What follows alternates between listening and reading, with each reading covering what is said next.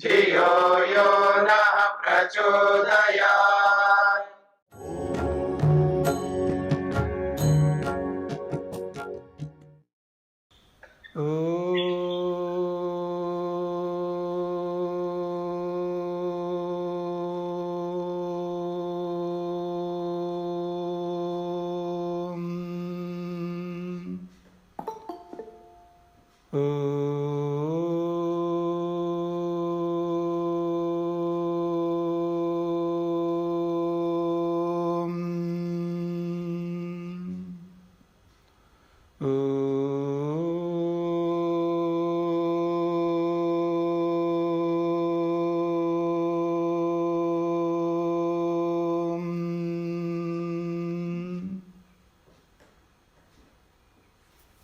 छांदोग्योपनिषद के अंतर्गत प्रथम प्रपाठक में हम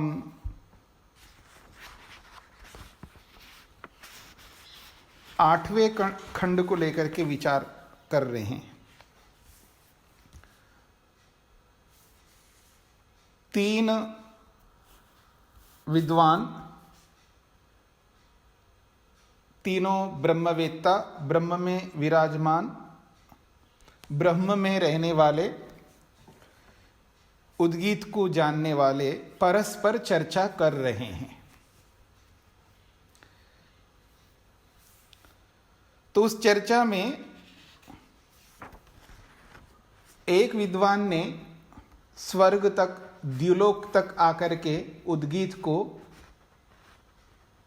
पूर्ण किया। दूसरे ने कहा है कि नहीं, वहीं तक समाप्त नहीं हो सकता, उसके आगे भी है। तो दूसरे ने कहा है पृथ्वी पर आकर के उसने उद्गीत को पूर्ण किया। अब तीसरा कहते हैं उससे, तीसरे ने कहा नहीं, वहीं तक उद्गीत नहीं है। यदि आप ऐसा कहोगे तो इसका ये अर्थ है अभी आप पूर्ण रूप से नहीं समझ पाए। इसलिए अब वो कह रहे हैं 8वें श्लोक में, तम ह प्रवाहण जैबिली उवाच अंतवद वै किल ते शालावत्य साम यस्तु एतर्रि ब्रूयात् मूर्धा ते विपतिष्यति इति मूर्धा ते विपतेद इति। वो कहते हैं तम ह प्रवाहण जैबिली उवाच, कहते हैं उसको प्रवाहन नामक जीवल का जो पुत्र है उसने कहा है शिलक को, जो कि शालावत्य नाम वाला है। तो कहते हैं अंतवद वै किला ते शालावत्य सामा, हे शालावत्य, बहुत बड़े बड़े मकानों वाले, अंतवद वै किला निश्चित रूप से, ते तुम्हारा ये जो साम है ये अंतवत है। अंतवत का मतलब है अपूर्ण है, यही जो समाप्त हो रहा है ये ठीक नहीं है। अंतवत का अर्थ यहाँ पर समाप्त हो रहा है, यानी यही जो आप समाप्त कर रहे हो यहाँ समाप्त होने वाला नहीं है। और ऐसा जो कर रहे हो आप, वो फिर तो आप पूर्ण फल को प्राप्त नहीं कर पाओगे।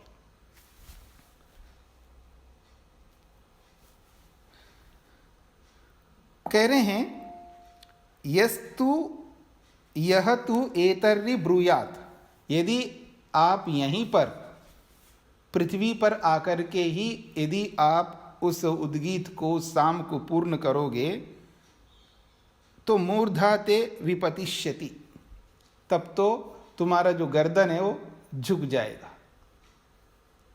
जब उसके आगे उद्गीत के बारे में कोई भी आपके सामने कुछ रखेगा, उद्गीत को समझाएगा, उस पृथ्वी से भी ऊपर आपको जाना होगा। जब वो कोई आकर के आपको समझाने लगेगा तो मूर्धा ते विपतिष्यति, तुम अपना सिर झुकाओगे शर्म से, लज्जा से। इसलिए कहा जा रहा है मूर्धाते विपतेत, तुम्हारी जो मूर्धा है वो नीचे गिर जाए, अथवा यूं कहिए आपका गर्दन जो है वो झुक जाए, ये उचित नहीं है, ठीक नहीं है। ये दोबारा संकेत किया है। तो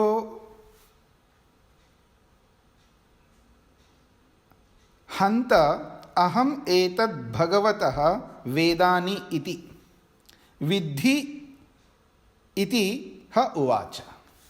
जब ऐसा प्रवाहन ने शालावत्य को कहा तो कहते ही उसको समझ में आ गया। बस संकेत किया तो संकेत को उसने समझ लिया, पकड़ लिया। पकड़ करके वो कहते हैं हंत, बहुत सौभाग्य की बात है मेरे लिए, अहम एतद् भगवतः वेदानि, मैं इस बात को पृथ्वी से भी ऊपर उठ करके आगे जाना है या अथवा इसके आगे भी उद्गीत को जानना है, तो भगवतः आपसे, अहम मैं, एतद् इस उद्गीत को, वेदानि जानना चाहता हूं, इति ऐसा उसने शालावती ने कहा। तो प्रवाहन कहते हैं विद्धि बिल्कुल जानो, इति उवाच, ऐसा वो उसको उत्तर दिया, बिल्कुल आपको जानना चाहिए, मैं बताऊंगा। ये खंड पूरा हो गया। यहां पर 9वें खंड में अब बता रहे हैं वो, अस्य लोकस्य का गतिः इति आकाश इति ह उवाच। अब वो पूछ रहा है, कौन? शालावत्य।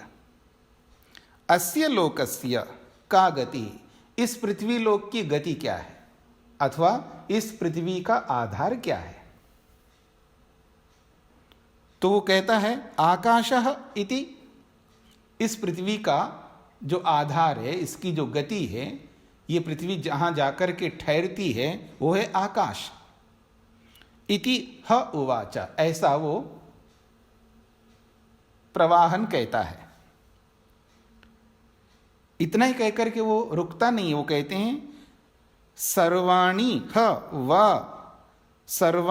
ह वै इमानि भूतानि आकाशाद् एव समुत्पद्यन्ते, आकाशं प्रत्यस्तं यन्ति, आकाशः हि एव एभ्यः ज्यायान्, आकाशः परावरम। परावरम ही है या कुछ और है? परायण, हाँ परायणम है। थोड़ा सा दिख नहीं रहा है यहाँ पर प्रिंट में, परायणम, ठीक है। तो कहते हैं सर्वाणि ह वै इमानि भूतानि, जितने भी भूत हैं, चाहे वो भूत दो प्रकार के हैं, बार बार आपके सामने ये बात आती है।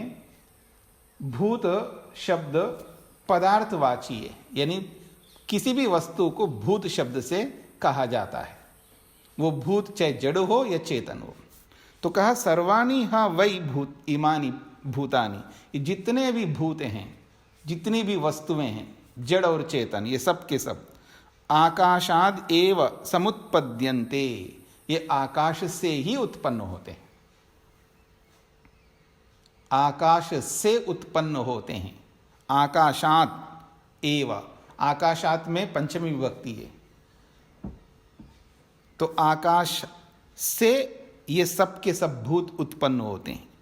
फिर कहते हैं आकाशम प्रत्यस्तम यन्ति, इतना ही नहीं, जब उनका अंत समय आएगा, उनका मृत्यु का समय आएगा, या यदि कोई जड़ वस्तु है तो वो जिसका उसका जितना भी लाइफ है, उसका जितना भी जीवन है, चाहे वो पत्थर का हो, चाहे वो पानी का हो, चाहे वो सूर्य का हो, चंद्र का हो, जिस किसी भी वस्तु का हो, उसका भी अपना जीवन है। जब वो पूरा हो जाएगा तो कहते आकाशम प्रत्यस्तम यन्ति, आकाश में ही अस्त हो जाते हैं, आकाश में ही विलीन हो जाते हैं। इसलिए आकाशः ह एव एभ्यः ज्यायान, कहते हैं इसीलिए ये जो आकाश है एभ्य इन सब भूतों से ज्यायान ज्येष्ठ है, श्रेष्ठ है, महान है, उत्तम है। क्यों? आकाशः परायणम, ये जो आकाश है ये परायण है। परायण का मतलब है अंतिम स्थान है, अंतिम आधार है, यह है परायणम का अर्थ। आकाश ही अंतिम स्थिति है, यानी गंतव्य स्थान है। अंत में जाकर के उसी आकाश में ही हमें विद्यमान होना होगा, ये इसका अभिप्राय है। अब इस आकाश से भौतिक आकाश को, पंचमा भूतों वाले आकाश को नहीं लेना, इस आकाश से ईश्वर को लेना। पीछे आपने पढ़ा ना, पीछे क्या पढ़ा? आकाश के बारे में पढ़ा था ना आपने। रसो वै सह रसम ही एव अयम लब्ध्वा आनंदी भवति। वहां आकाश के लिए बोला था, आकाश को रस बोला है वहां पर, और वो आकाश परमात्मा है। यानी परमात्मा का एक नाम आकाश भी है। आकाश क्यों है? क्योंकि सर्वत्र विद्यमान है, सब जगह विद्यमान है। जैसे भौतिक अवकाश आकाश सब जगह है, या जो शून्य आकाश सब जगह है, वैसे परमात्मा भी सब जगह है, इसलिए उसको भी आकाश कहते हैं।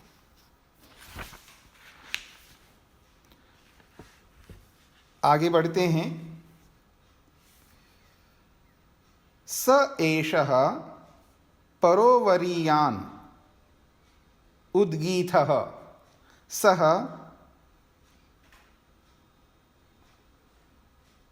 एषः अनन्तः परोवरीयः ह अस्य भवति परोवरीयसः ह लोकान् जयति यः एतद् एवं विद्वान् परोवरीयांसम उद्गीतम उपास्ते। बहुत अच्छी बात कही है।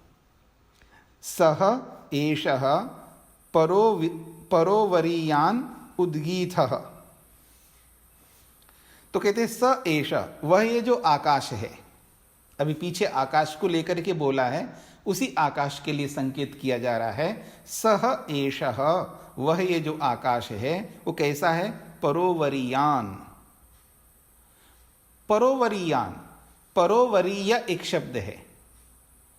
पर का अर्थ होता है पर, यानी ऊंचा, उत्कृष्ट, श्रेष्ठ। और वो उत्कृष्ट क्यों है? क्योंकि वो अपनाने योग्य है, वर्णीय है, इसलिए परोवरीय कहा उसको। परह और वर, वर का मतलब वर्णीय होता है, और वरीय वर्णीय। तो परोवरीय यानी उत्कृष्ट श्रेष्ठ होने के नाते वो वर्ण करने योग्य है, यानी अपनाने योग्य है। और वो जो आकाश रूपी परमात्मा है वो वास्तव में परोवरीय है, यानी उत्कृष्ट है। इसलिए कहा स एषा परोवरीयान उद्गीत, वो सबसे उत्कृष्ट श्रेष्ठ वर्ण करने योग्य उद्गीत है। स एषः, और वही आकाश रूपी उद्गीत परमात्मा है। वो कैसा है? उसके लिए एक और विशेषण दिया है, अनंतः, वो अनंत है, शांत नहीं है। दो शब्दों का प्रयोग होता है, शांत और अनंत। शांत का मतलब है अंतेन सहितम, यानी जिसका अंत है, जिसकी सीमा है, जिसकी अवधि है, जिसकी समाप्ति है, उसको शांत कहते हैं। और जिसका अंत नहीं है, सीमा नहीं है, परिधि नहीं है, उसको अनंत कहते हैं। तो क्या? सह एषः अनंतः, वो अनंत है। देखिए, मन जो हमारा है, उस मन में जो जो शब्द हम डालते हैं संस्कार के रूप में, जो भी ज्ञान उसके अंदर डालते हैं, मन के अंदर जो भी हम डालते हैं, और वही रहता, याद रखना। उसी से वो मन जो है तन्मय हो जाता है, यानी जो ज्ञान दिया उस ज्ञान मय हो जाता है, जो संस्कार दिया वो संस्कारमय हो जाता है। जो भी विचार आपने दिया उन विचारों मय हो जाता है। यानी जो भी देंगे मन के अंदर, जो भी डालोगे, वो सब मन उसी जैसा बन जाता है। इसलिए हमारा जो मन बना हुआ है वो शांत के साथ बना हुआ है। हम परिधि को, सीमा को, अवधि को डाल डाल करके मन को तन्मय कर दिया, अवधिमय बना दिया मन को। इसलिए जब अनंत की बात आती है, असीम की बात आती है, वो दिमाग में यानी मन के अंदर वो बैठ नहीं पाता है। मेरी बात को थोड़ा सूक्ष्मता से समझने का प्रयत्न करना। दुनिया में जिस बात को जो कोई भी जानता नहीं है या जनाने पर भी जान नहीं पा रहा है, समझ नहीं पा रहा है, उसकी बुद्धि में नहीं बैठ पा रही है, उसका एक बहुत बड़ा यही कारण है, उसके दिमाग में वो पहले से डाला नहीं गया, सुना ही नहीं उसने, उसके बारे में विचार नहीं किया, उसके संस्कार नहीं बनाया। अगर किसी ने बनाया तो बहुत कम बनाया, उतने से काम नहीं चलेगा। इसलिए बोला जाता है स्वाध्यायात् म प्रमदितव्यम, स्वाध्याय से कभी भी प्रमाद मत करना। जितना अधिक डालेंगे उतने ही अधिक संस्कार बनेंगे, तब वो अनंतता भी हमको समझ में आ जाएगी। जो भी आज हमें समझ में आता है, क्योंकि उसमें पता नहीं कितने बार उसको हमने डाला है मन के अंदर, उसको एकदम ऐसा स्थिर कर दिया है, वो हिलता नहीं है, इसलिए उसको हम आसानी से समझ लेते हैं। जैसे आजकल मोबाइल को समझ लेता है ना आदमी, हाथ से छोड़ता ही नहीं आदमी, न भोजन के समय छोड़ता है, न सोते समय छोड़ता है, छोड़ता ही नहीं आदमी उसको। उसकी बस की बात चले तो ध्यान के समय भी साथ रख ले ठीक है जी।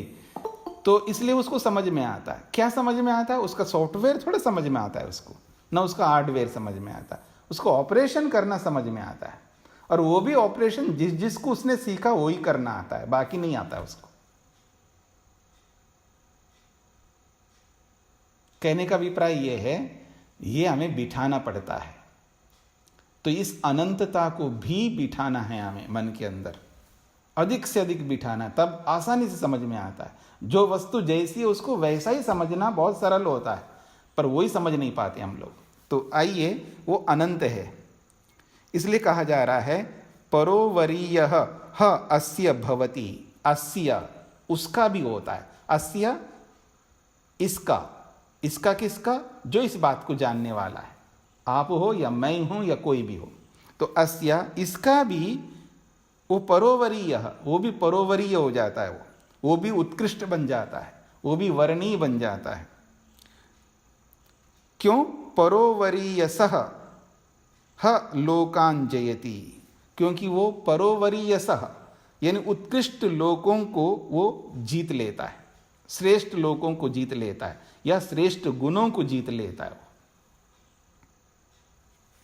यह एतद एवं विद्वान परोवरीयांसम उद्गीतम उपास्ते। यह एतद, यह जो कोई भी, एतद इस बात को, एवं इस प्रकार जानता हुआ, कौन है वो? जो कोई भी विद्वान, जानकार, विवेकी व्यक्ति। परोवरीयांसम, जो परोवरीय यानी सर्वोत्कृष्ट वर्णीय परमात्मा है, जो कि उद्गीत है, उसकी उपास्ते उपासना करता है। जिस रूप में परमात्मा है उसी रूप में उसको परोवरीय मान करके, यानी सर्वोत्कृष्ट परमात्मा है, उससे उत्कृष्ट कोई नहीं है और वो अपनाने योग्य है, ऐसा जानना पड़ेगा।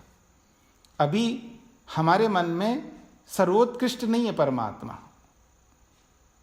शब्दों में है, उसमें तो कोई बात नहीं है।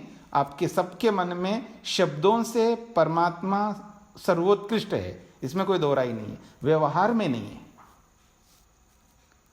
व्यवहारिक तौर पर प्रैक्टिकली परमात्मा सर्वोत्कृष्ट नहीं है, अभी बना नहीं पाए। तो जब उसको सर्वोत्कृष्ट मानना और उसको अपनाने योग्य मानना, दोनों बातें हैं। एक मान्यता है, मानना वो भी बहुत मुश्किल होता है। हाँ, याद रखना, जैसे सत्य बोलना चाहिए, एक मान्यता है लेकिन मानता नहीं है। और मान तो लिया है बड़े मुश्किल से उस मान्यता को, लेकिन फिर उसको व्यवहार में उतारता नहीं है। ऐसे ही परमात्मा को सर्वोत्कृष्ट मानना एक मान्यता है, फिर उसको व्यवहार में उतारना है, उसको वर्ण करना है, अपनाना है। तो यही कहना चाह रहे हैं। तो जो विद्वान उसको परोवरीय मानता है और मान करके उस उद्गीत की उपासना करता है, अस्या ऐसे व्यक्ति का भी परोवरीय भवति, वो भी परोवरीय बन जाता है, अर्थात वो सर्वोत्कृष्ट बन जाता है मनुष्यों में, और वो भी वर्णीय बन जाता है। दूसरे लोग उसको वर्ण करते हैं, जैसे हम लोग महापुरुषों को वर्ण करते हैं, अपनाते हैं, उनके पद चिन्हों पर चलने की चेष्टा करते हैं, या मैं ये कहूँ उनका नकल करने का प्रयास करते रहते हैं, और करना भी चाहिए। यही बात कहना चाह रहे हैं यहाँ पर। अब आगे बढ़ते हैं। तम ह एतम, तम ह एतम अतिधन्वा शौनकः उदर शाण्डिल्याय उक्त्वा उवाच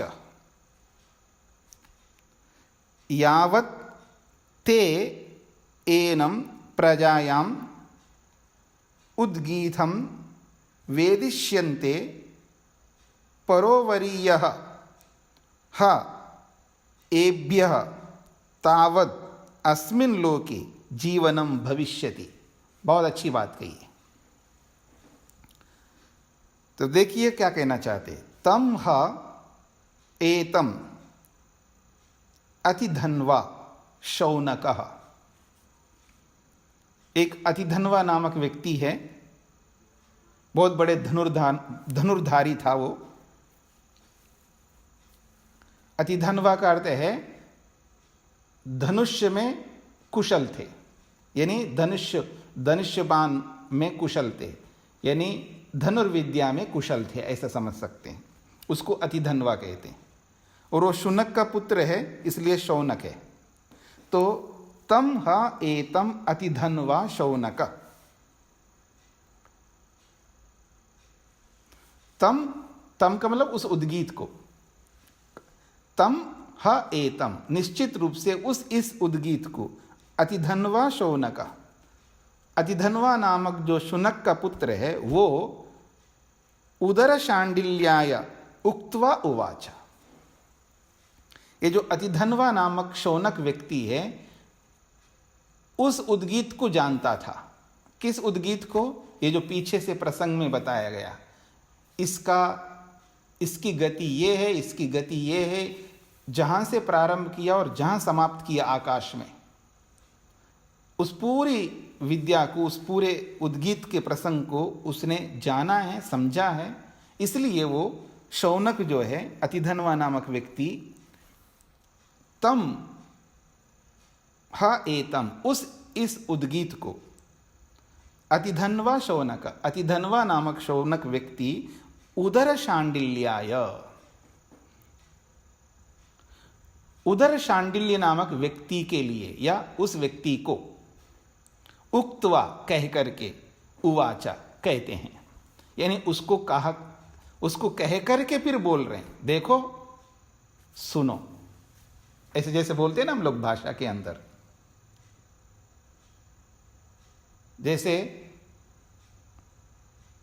हाँ जी सुनिए, ये हाँ जी बोलना भी तो यही है। किसी को बुलाते ना, नाम नहीं लेती है पत्नी, पता नहीं क्यों नहीं लेती है, वही जाने। ठीक है जी। तो अब हाँ जी, हो जी, पता नहीं क्या क्या करके बड़े संकेत, परेशान हो जाते हैं हम लोग। अब तो समझ में आ गए ये क्या कहना चाहते हैं। तो कहने का अभिप्राय ये है, भाषा के अंदर ये जो भाषा का जो लालित्य है, साहित्य जिसको आप कहते हैं, ये जो साहित्य है किसी भी भाषा की हो, इसका जो स्रोत है वही है, वेदों के माध्यम से ही पहुंचा है। वेदों से फिर ऋषियों ने अपने शब्दों से उसको प्रस्तुत किया है, फिर ऋषियों से जो भी बड़े बुजुर्ग लोगों ने अपने शब्दों में प्रस्तुत किया है, तो थोड़ा सा अंतर होते होते हमारे तक पहुंच गया है वो। तो कहा जा रहा है कि उदर शांडिल्याय, उदर शांडिल्य नामक एक व्यक्ति हुए हैं। अब उदर शांडिल्य का मतलब समझते हैं आप, बड़ा अच्छा नाम है। शांडिल्य कहते हैं संग्रह करने वाले को, उदर के लिए संग्रह करता है। हाँ, ये बहुत बड़ी आपको बड़ा अच्छा समझ में आएगा। इसलिए आएगा, हम लोग किसी को बोलते क्यों ऐसा करते हो गलत काम, ऐसा नहीं करना चाहिए, क्यों झूठ बोलते हो, क्यों चोरियां करते हो, क्यों टैक्स की चोरी करते हो। हाँ जी, मेरी आवाज तो दूसरों को आ रही है, आपका नेटवर्क प्रॉब्लम है, आप अपना नेटवर्क को ठीक कर लीजिएगा। हाँ जी, आपका नेटवर्क प्रॉब्लम है, बाकियों को आ रही है आवाज। तो कहाँ पहुंच गए थे, कहाँ से कहाँ, माता जी ने क्या कर दिया। तो देखिए, मेरे को याद है, जब व्यक्ति ये जो करता है ना गलत काम, जो कुछ भी अलग अलग प्रकार का, जब उनको बोलते हैं ऐसा क्यों करते हो आप, तो वो पेट दिखाते हैं। क्या करे साहब, पेट के लिए सब कुछ करना पड़ता है, सब पेट के लिए, और क्या है। तो ये जो पेट है बहुत विशेष है हमारे लिए। उस पेट को उदर कहते हैं संस्कृत में, और उदर शांडिल्य कहते हैं जो पेट के लिए जो संग्रह करने वाला है। ऐसे व्यक्ति को उक्त्वा उवाचा, उसको कह करके फिर उसको उपदेश करता है। कौन है ये? अधिधन्वा नामक शौनक व्यक्ति। यावत ते एनम प्रजायाम उद्गीतम वेदिष्यन्ते,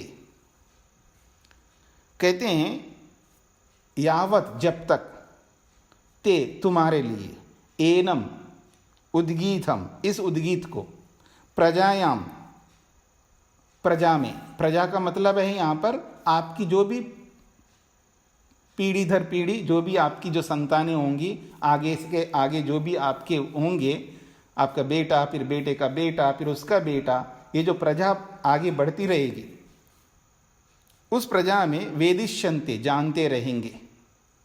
भविष्यत को ध्यान में रख करके बोला जा रहा है। जब तक आपके जो संतानें होंगी, उन लोगों में से जो लोग इस उद्गीत को इस रूप में वेदिष्यन्ते, जानते रहेंगे, तो निश्चित रूप से परोवरीयः ह एभ्यः तावद् अस्मिन् लोके जीवनम भविष्यति। तो कहते हैं एभ्यः, उन सब के लिए, तावत्, तब तक, अस्मिन् लोके, इस संसार में जब तक रहेंगे तब तक, जीवनम, उनका जो जीवन है वो भी परोवरीयः भविष्यति, उनका जीवन भी बहुत श्रेष्ठ बनेगा, वर्णीय जीवन बनेगा, अपनाने योग्य जीवन बनेगा। तो ये जीवनम का विशेषण है, परोवरीयः जीवनम, उत्कृष्ट अपनाने योग्य जीवन उनका भविष्यति बन जाएगा। कब? यावत, जब तक, एतम या एनम उद्गीतम, इस उद्गीत को, इसी रूप में, जिस रूप में हमने जाना है, जिस रूप में आपको बताया जा रहा है, उस उद्गीत को उसी प्रकार उसको लेकर के उसकी उपासना करेंगे, तो आपकी जो भी संतति आगे आने वाली है, वो सारी संतति जिस तरह उसको अपना करके जानते रहेंगी, तो उनका जो जीवन होगा वो उत्कृष्ट होगा, अपनाने योग्य जीवन होगा। ये निश्चित बात है। ऐसा उसको उपदेश करता है। कौन? शौनक। ये इसका अभिप्राय है।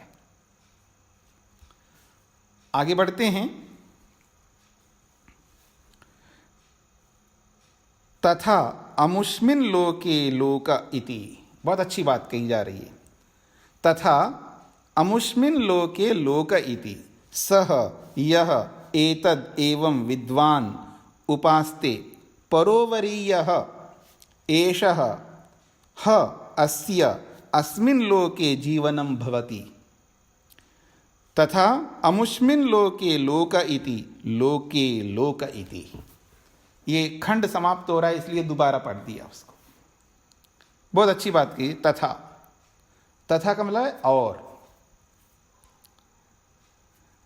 अमुष्मिन लोके लोक इति।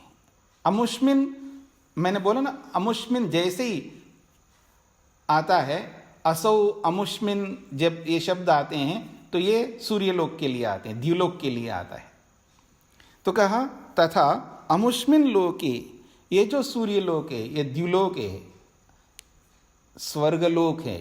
द्युलोक जो है स्वर्गलोक का प्रतीक है।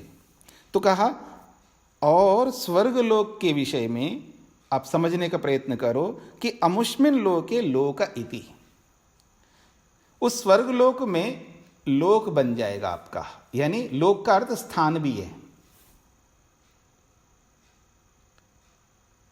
लोक शब्द का अर्थ स्थान भी है, याद रखना। नहीं समझ में आए तो महर्षि स्वामी दयानंद सरस्वती जी के जो ईश्वर स्तुति प्रार्थनोपासना के मंत्र है ना, उसमें ये शब्द भी आएगा, स्थान। लोक, जन्म, नाम, स्थान, ऐसे आते हैं ना शब्द हिंदी में। तो ये जो लोक का अर्थ स्थान भी एक होता है। तो इसलिए कहा जा रहा है उस स्वर्ग लोक में स्थान बन जाएगा आपका, याद रखना। ये शौनक कह रहे हैं उदर शांडिल्य को। तथा और एक बात आप समझ लेना, अमुष्मिन लोके लोकः इति, उस स्वर्ग लोक में, उस द्युलोक में आपका स्थान बनेगा। एक बहुत बड़ी बात है। किसी को ये बोला जाए कि आपका स्थान वहाँ बन जाएगा, जैसे पुरोहित यजमान को बोलता है आपका मंगल हो जाए, आपका कल्याण हो जाए, आप सौभाग्यशाली बन जाए, बहुत सारे आशीर्वाद देता है ना। और यजमान लोग जो है ना बहुत होशियार रहते हैं आशीर्वाद लेने के लिए, और कह कह करके आशीर्वाद लेते हैं, जी हमें आशीर्वाद दो। भूल से किसी को नहीं दिया तो वो जाकर के पास में जाकर के आशीर्वाद मांगता है, जी मेरे को आशीर्वाद दो, मेरे सिर पर हाथ रखो। ये आशीर्वाद कैसे प्राप्त होता है? और जब मेरे को भी कभी ऐसा अवसर आता है तो मैं सबसे पहले ये बोलता हूँ, अब आशीर्वाद देने जा रहा हूँ तो समझ लेना ये आशीर्वाद ऐसे नहीं मिलेगा आपको, पहले से क्लियर कर देता हूँ मैं ताकि ये अंधेरे में मत रहना। ये आशीर्वाद के वचन तो बोल रहा हूँ, लेकिन ये आशीर्वाद ऐसे प्राप्त नहीं होगा। इसके लिए मेहनत करना पड़ता है, पुरुषार्थ करना पड़ता है। तो आप कर्म करिएगा, आशीर्वाद के वचनों में जो बोला जा रहा है उन वचनों को आत्मसात करने के लिए पुरुषार्थ कर लेना। इसलिए ध्यान से सुनो और सुन करके उन वचनों को व्यवहार में उतारो, मेहनत करो, पुरुषार्थ करो, तो आपको वो आशीर्वाद पूरा मिलेगा। ये बोल करके फिर मैं आशीर्वाद देता हूँ। ठीक है जी। तो कहने का अभिप्राय ये है, आशीर्वाद की जो इच्छा है हमारी, बहुत अच्छी बात है, इच्छा होनी चाहिए, क्योंकि बिना इच्छा के हम मेहनत ही नहीं कर पाएंगे। इच्छा को कभी रोकना नहीं है, उसको बढ़ाओ, इच्छा को, अपनी कामना को बढ़ाते जाओ। कामना को बढ़ाने का मतलब अच्छे रास्ते के लिए, सन्मार्ग के लिए बोल रहा हूं मैं, गलत मार्ग के लिए नहीं बोल रहा हूं। तो कहा जा रहा है अमुष्मिन लोके लोकैति। देखो ये शांडिल्य आपका स्वर्ग में भी स्थान बनेगा। अमुष्मिन लोके, ये जो स्वर्ग लोक है उस लोक में भी लोकः आपका एक बहुत बड़ा स्थान बनेगा। यदि आप ऐसे ही उद्गीत को मान करके उपासना स्वयं करो और अपनी जो भी परिवार है, आपकी जो संतान है, उनको भी कराओ। और आप में से बहुत सारे ऐसे ही हैं कि आप अपने बच्चों के लिए बहुत चिंतित रहते हैं और उनको बार बार उनको बोलते रहते हैं, वो बिल्कुल नहीं सुनते आपकी, तब आप बड़ा परेशान होते हैं। ठीक है ना। ये घर घर की कहानी है एक प्रकार से। बच्चे जब सुनते नहीं ना हमारी बात को, तो आपको कष्ट होता है, दुख होता है, क्योंकि आप केवल सुनाते हैं उनको। हाँ, मेरी बात को समझने का प्रयत्न करना, केवल सुनाते हैं। सुनाना अच्छा लगता है, करना अच्छा नहीं लगता व्यक्ति को।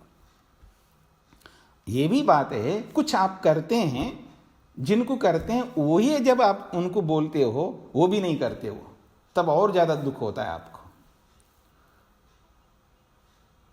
और वो जो आप कुछ करते हो उसको प्रारंभ से करो।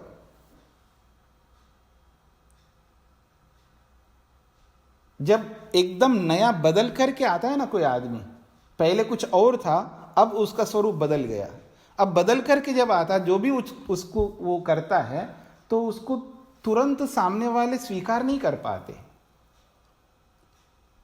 हम कौन से तुरंत स्वीकार करने वाले, हम लोग भी तो नहीं स्वीकार किए ना तुरंत। जीवन लगता है ना किसी अच्छी बात को अपनाने में, पूरा जीवन झोंकना पड़ता है उसके लिए, उसके लिए बहुत धैर्य चाहिए हमारे को। तो वो सारा धैर्य रखते हुए हमको चलना पड़ेगा। इसलिए मेरा कहने का अभिप्राय है, बिल्कुल परेशान नहीं होना, दुखी बिल्कुल नहीं होना। वो नहीं मानते मत मानने, पर आपको परेशान नहीं होना, अपने आप को क्लेश में नहीं डालना, अपनी मानसिकता को नहीं खोना, अपने आप को स्ट्रेस में नहीं रखना। निश्चिंत रहो, खुश रहो, और जब तक नहीं मानेंगे तब तक बोलते रहना, लेकिन दुखी बिल्कुल नहीं होना। तो कहने का अभिप्राय है कि स्वर्गलोक में स्थान बनना बहुत बड़ी बात है। सह यह एतद एवं विद्वान उपास्ते, ऐसे नहीं बनेगा। तो कह रहे हैं वह यह इस बात को इस प्रकार से जो भी व्यक्ति विद्वान के रूप में अपने आप को मानता है, समझदार मानता है, एवं उपास्ते, अगर ऐसी उपासना करे, जैसी उपासना, जैसा प्रसंग अभी पीछे बताया गया वैसा, तो कहा जा रहा है परोवरीयः एव ह अस्य अस्मिन् लोके जीवनम भवति। बहुत अच्छी बात कही है। वो कहते हैं ह निश्चित रूप से, अस्य उस व्यक्ति का, अस्मिन् लोके इस लोक में भी, परोवरीय जीवनम भवति उत्कृष्ट श्रेष्ठ वर्णीय जीवन इस लोक में भी बन जाएगा उसका, वर्तमान जीवन में भी बन जाएगा। स्वर्ग में जब जाएगा तो बनेगा ही बनेगा, अगले जन्म में भी बहुत अच्छा बनेगा उसका, लेकिन इस लोक में भी, इसलिए कहा जा रहा है अस्य उस व्यक्ति का, अस्य का मतलब इसका, ह निश्चित रूप से, परोवरीय जीवनम अस्मिन् लोके भवति, इस लोक में उसका उत्कृष्ट श्रेष्ठ जीवन इस लोक में भी बनेगा, जीते जी भी व्यक्ति खुश रहे। याद रखना, कोई चीज है हमारे पास में, भविष्य के लिए हम बहुत जोड़ के रखना चाहते हैं ना, जोड़ते जाते हैं, और कोई काम नहीं है बस भविष्य के लिए, और वर्तमान में कंगाल रहना, वर्तमान में दुखी रहना, परेशान रहना, उपभोग बिल्कुल नहीं करना, और भविष्य के लिए चिंता करना, अत्यंत हानिकारक रास्ते में चलता है ऐसा व्यक्ति। इसलिए मैं कहा करता हूं, भविष्य के लिए ज्यादा नहीं रखना, बहुत थोड़ा रखना। बोला था ना 10%, 10% भविष्य के लिए रखना है, ज्यादा नहीं रखना, और 80% खा जाना वर्तमान में, और जो 10% बचा हुआ है ना वो परोपकार में लगाना। तो बहुत खुश रहेगा व्यक्ति। तो इसलिए कहा जा रहा अस्मिन् लोके परोवरीयः जीवनम भवति, इस लोक में भी उसका उत्कृष्ट श्रेष्ठ वर्णीय जीवन बन जाता है। तथा तभी, ऐसी स्थिति में, तथा अमुष्मिन् लोके लोकयति, तभी उसका उस स्वर्गलोक में भी स्थान बनेगा। जिसका वर्तमान जीवन में स्थान नहीं बन पाता है तो उसका अगले जीवन में कैसे स्थान बनेगा? जरा सोचिए आप, जिसने इस जीवन में कुछ स्थान नहीं हासिल किया, प्राप्त नहीं किया, तो अगले जीवन में कैसे प्राप्त किएगा, कर पाएगा? इसलिए वर्तमान जीवन को भी आनंदित करना है, हमको खुश रखना है, अपने आप को स्ट्रेस फ्री रहना है, टेंशन रहित होना है, प्रसन्न रहना और दूसरों को प्रसन्नता देनी है। तो वर्तमान जीवन को भी श्रेष्ठ बनाना है। तभी तथा अमुष्मिन् लोके लोकयति, इसलिए उस स्वर्गलोक में भी उसका स्थान बन पाएगा। इसका यह अभिप्राय है। फिर इति लोके लोकयति, जो अंत में लोके लोक का मतलब है उसी के साथ जोड़ा है कि चाहे वो अस्मिन् लोके लोकयति कहो या अमुष्मिन् लोके लोकयति कहो, अंतिम शब्द, ये तो केवल खंड को समाप्त करने के लिए बात कही गई है। तो इस प्रकार से खंड पूरा हो गया है। और जो पीछे से यहाँ तक अगर आप देखेंगे ये जो प्रसंग चला है 3 विद्वानों ने उद्गीत को लेकर के बहुत महत्वपूर्ण बातें कही है। यूं पढ़ने में तो साधारण सी बात लगेंगी, इसकी गति कहाँ है, इसकी गति यहाँ है, इसकी गति यहाँ है, तो गति तो देखते जाएंगे, इसका ये आधार है, इसका ये आधार है, इसका ये आधार है। पर उन आधारों को आत्मसात करना ये बहुत बड़ा काम है, बहुत बड़ी चुनौती है हमारे लिए। उन आधारों को समझना और समझ करके उसको जीवन में उतारना बहुत बड़ी बात है। एक बार थोड़ा सा सिंहावलोकन करिए पीछे जो बोला है, जो जहां से इन्होंने प्रारंभ किया है। साम की गति कहाँ है तो स्वर में है, ये बोला है। यहां से स्टार्ट किया उन्होंने, साम की गति बताइए, यानी साम का आधार बताइए, तो स्वर बताया। अब जान लिया, बस हो गया। हुआ नहीं है, इसको आत्मसात करना है।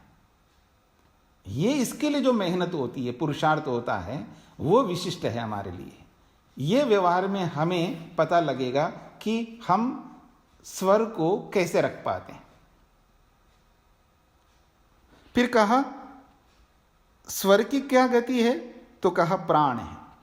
प्राण को कैसे रखते हैं, अपने प्राणों को कैसे रख पा रहे हैं, इस पर मेहनत करो, पुरुषार्थ करो। अपने प्राणों को अपने वश में करने के लिए कितना मेहनत करना पड़ता है। तो एक एक चीज को देखिएगा आप। स्वर से लेकर के यहां पर आकाश तक पहुंचने के लिए जो जो आधार बताए गए हैं, इन सारे आधारों को यदि हम अपने जीवन के साथ जोड़ लें, और मैं ये नहीं कहना चाहता हूं कि आज ही 100% हम कर लेंगे, लेकिन स्टार्ट तो करें हम लोग। एक एक आधार को लेकर के प्रारंभ करना। दुनिया में आदमी सबसे ज्यादा दुखी इसलिए रहता है, वो स्टार्ट नहीं करता। याद रखना, वो स्टार्ट ही नहीं करता। जैसे उदाहरण के लिए मैं किसी मां से बोलूं, मां आप क्यों इतना अधिक मोह क्यों रखती? नहीं बेटा, ऐसा कैसे, बिना मोह करे अब कैसे काम चलेगा, बस हो गया। इसका मतलब वो ये मानती है कि मोह करना चाहिए। अब उस मोह को दूर करने के लिए 1% भी वो मेहनत नहीं करती है, तो उसका मोह कैसे दूर होगा? चाहे वो माँ हो, चाहे वो पिता हो, चाहे वो गुरु हो, चाहे विद्यार्थी हो, चाहे वो पति हो, चाहे वो पत्नी हो, चाहे बच्चे हो, चाहे माँ बाप हो, चाहे पड़ोसी हो, चाहे मित्र हो, चाहे कोई भी हो। जो हमारी कमियां हैं, जिनके कारण से हम गति नहीं कर पा रहे, और इन्हीं शब्दों में बोलूं, हमारा आधार नहीं बन पा रहा है। अब गति का अर्थ आधार बताया था ना यहां पर अभी, तो हमारा आधार इसलिए नहीं बन पा रहा है क्योंकि हम प्रारंभ नहीं करते। मैं उनकी बात नहीं कर रहा हूं जिनमें आप एक्सपर्ट्स हैं, कुशल हैं, जिसमें आप बहुत गति कर रहे हैं, उनकी बात ही नहीं हो रही है।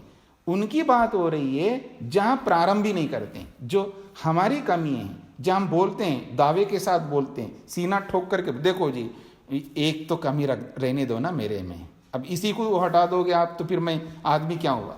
यानी उनसे प्रेम करते हैं हम लोग, अपने दोषों से, अपनी गलत आदतों से, अपनी त्रुटियों से, अपनी कमियों से।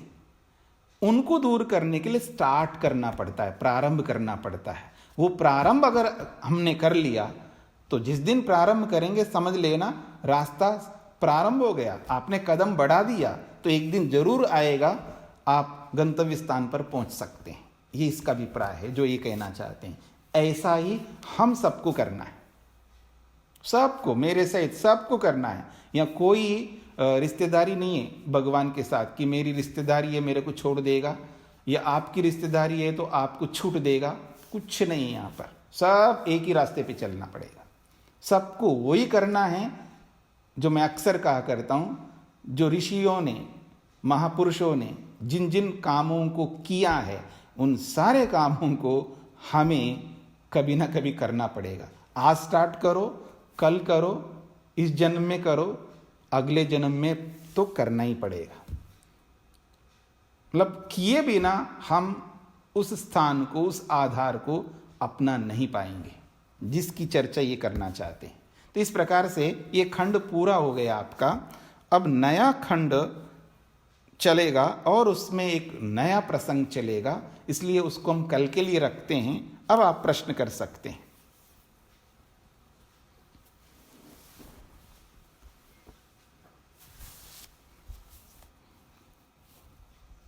जी, अब बोलिए।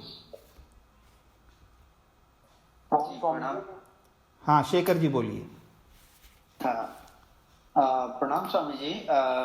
ऐसे तो आपने जैसे कहा कि ये चैप्टर, ये पूरा सत्संग बहुत ही इम्पोर्टेंट है, फिर भी मुझे इतनी गहराई नहीं मिली। शायद आप इसको थोड़ा सा समराइज करेंगे तो गहराई मिल जाएगी और ज्यादा।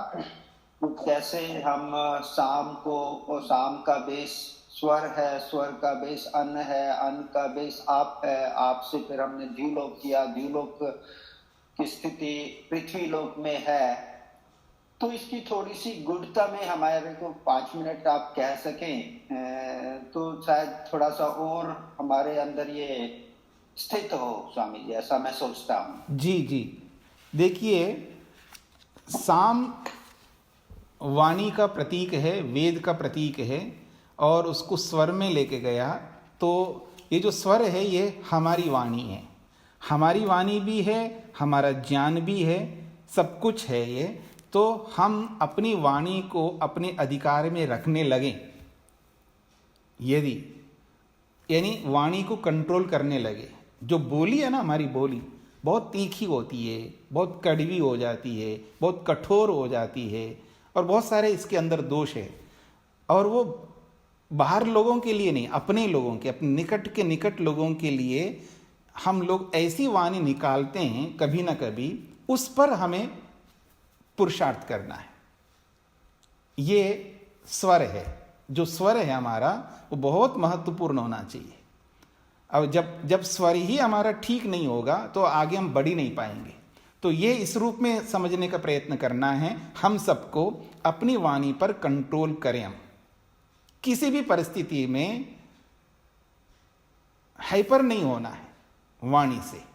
ऐसा वाक्य, ऐसी वाणी नहीं निकालनी है जिससे हमारे निकट के लोग हमारी वाणी से किसी भी रीति से दुखी ना हो।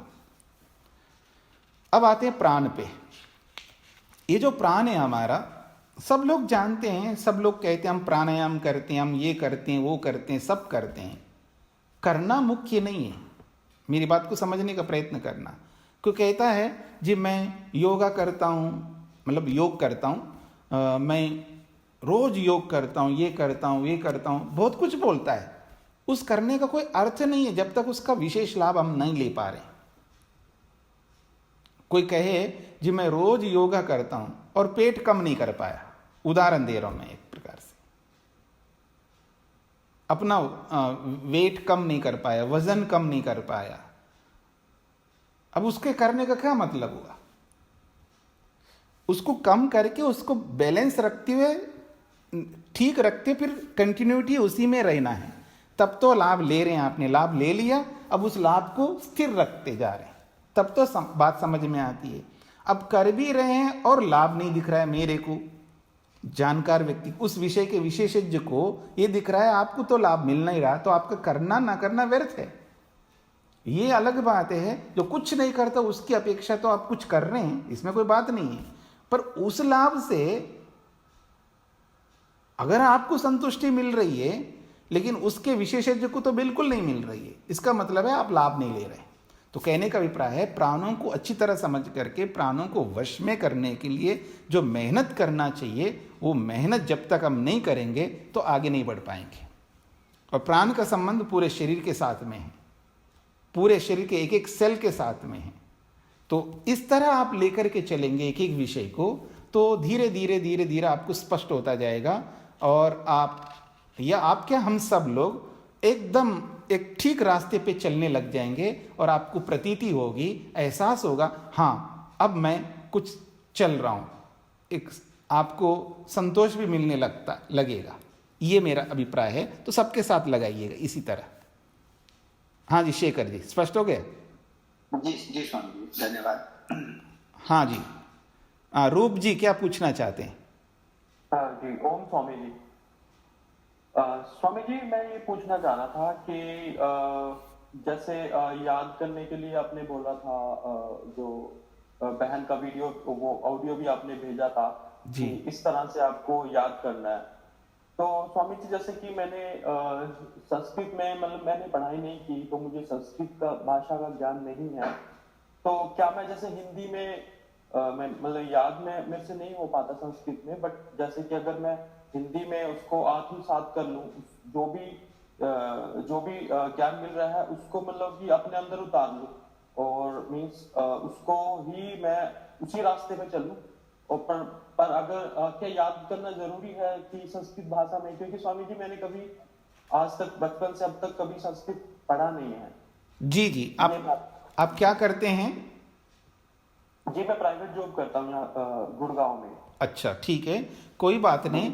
वर्तमान में अगर आपको हिंदी में करना है कर लीजिएगा, लेकिन कभी ना कभी जैसे हम अदर लैंग्वेजेस को सीखते हैं, इच्छा होती है, जो अंग्रेजी नहीं जानते तो अंग्रेजी सीखने की इच्छा करता है, और आजकल के बच्चे फ्रेंच है, जापानी है, वो है, बहुत सारी लैंग्वेजेस सीखते हैं ना।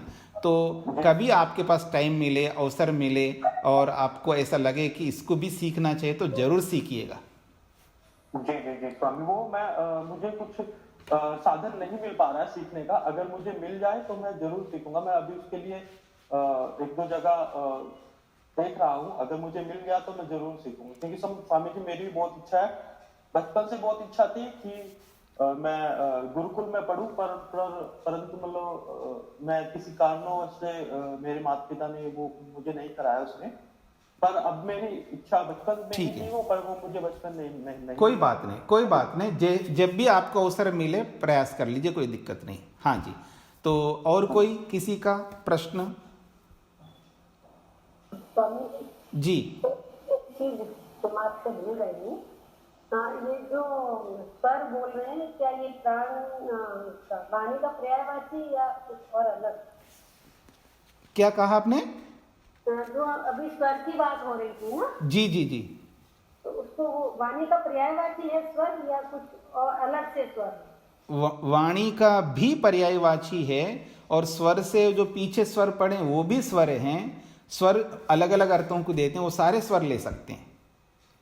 उनमें से एक वाणी भी एक महत्वपूर्ण है। जी, अभी जो यहाँ पर 7वें खंड में आया था अभी, जी उसमें पहले वाणी और फिर प्राण आया था। जी जी, तो यहाँ पर भी कुछ स्वर का आया है क्या, पिछला वाला स्वर? नहीं, अभी जिस प्रसंग में साम की गति कहाँ है तो बोला, स्वर में बोला है ना।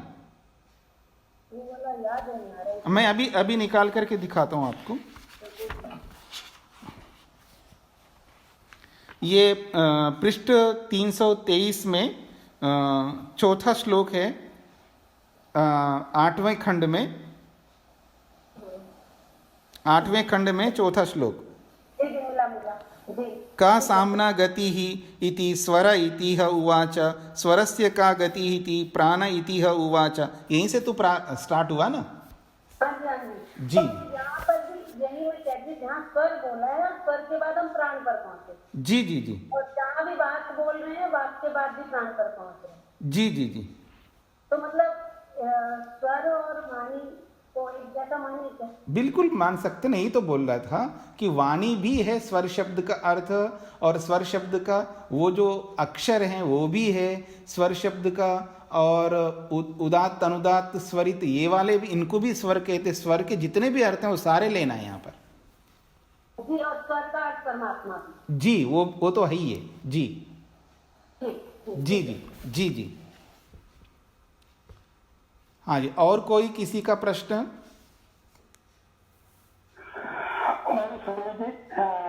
आवाज आ रही है? मैं प्रश्न पूछ सकता हूँ? हाँ जी, बोलिएगा।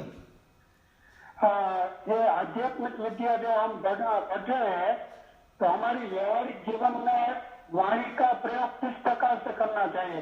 क्योंकि पारिवारिक संबंधों में या रिश्तेदारी में या बिजनेस में वाणी का तीखा या कटु प्रयोग हम करते ही है, तो इससे नियंत्रण कैसे कर सकते हैं?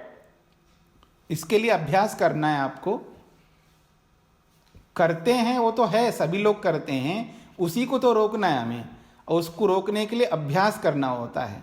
और अभ्यास तब करेंगे जब उसके लिए विवेक उत्पन्न करेंगे। यानी वाणी कैसी होनी चाहिए हमारी, उसको तो आपको पता है कैसी वाणी होनी चाहिए। पीछे आपने यज्ञ के मंत्रों के अर्थ में बताया था कि कैसी वाणी होनी चाहिए हमारी, तो वो वाणी के बारे में आपने जान लिया है।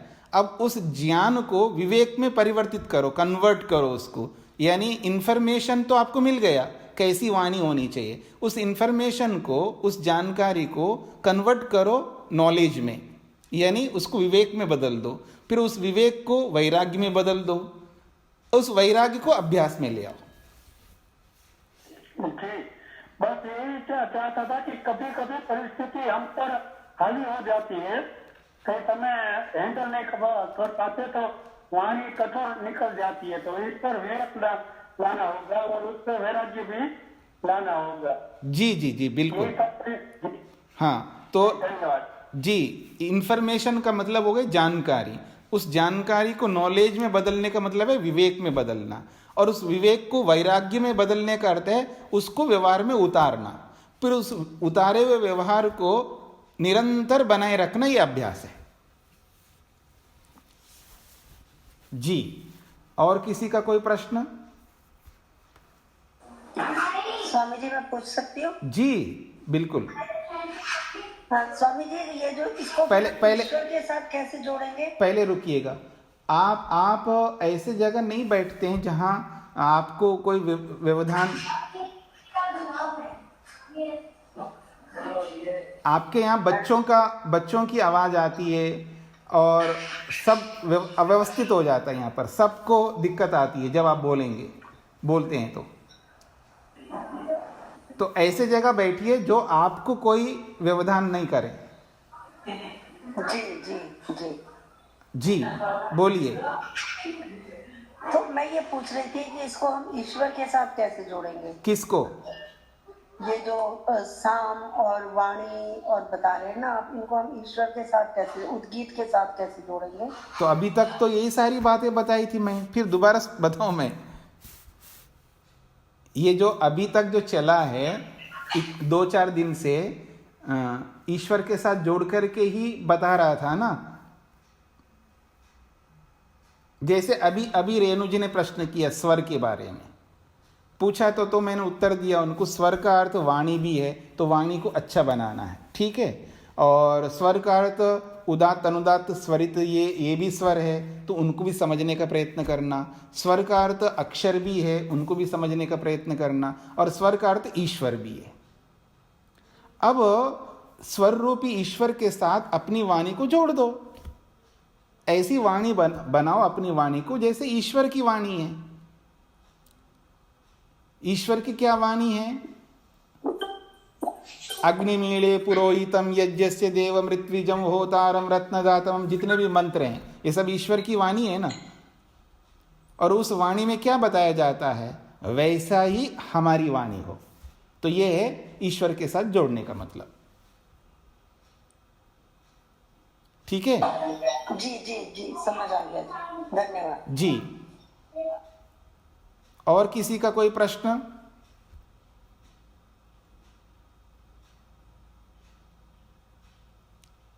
हाँ, एक प्रश्न मेरे पास आया हुआ है, मैं उसका समाधान करता हूं, एकदम स्मरण आ गया।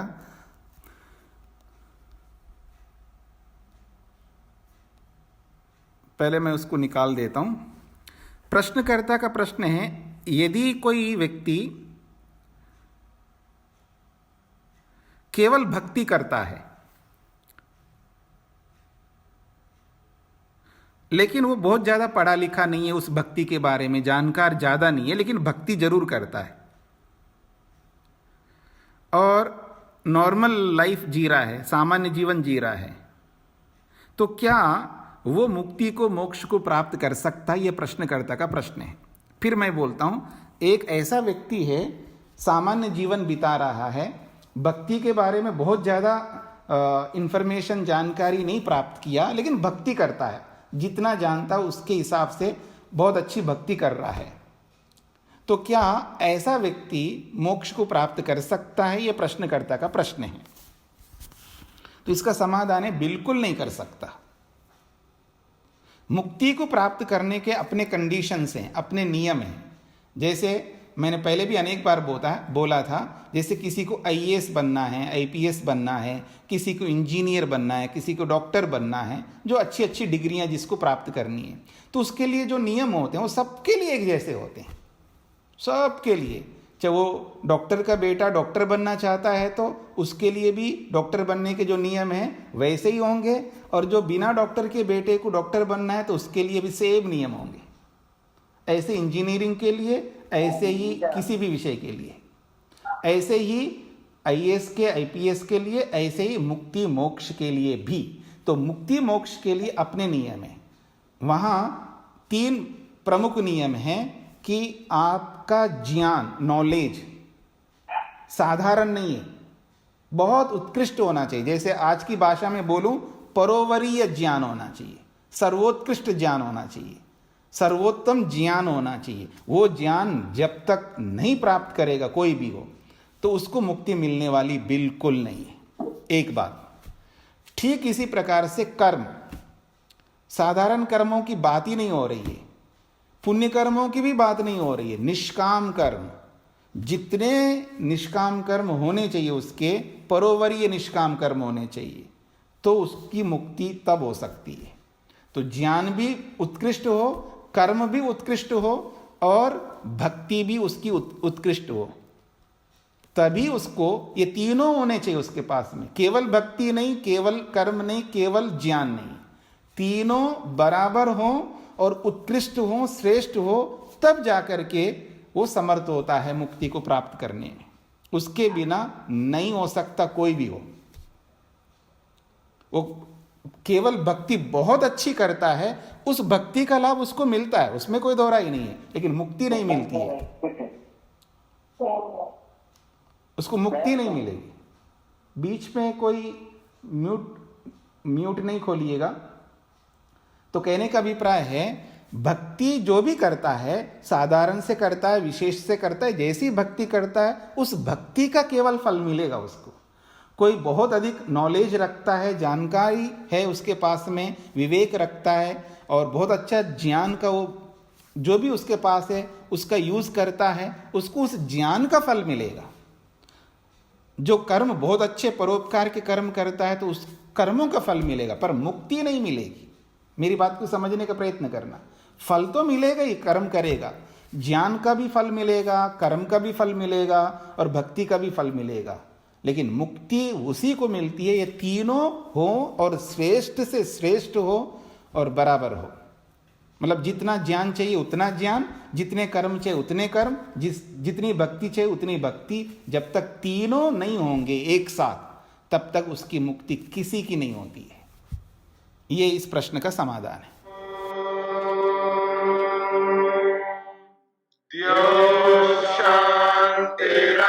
शांतिरंतरिक्षं शांति पृथिवी शांतिरापः शांतिरोषधयः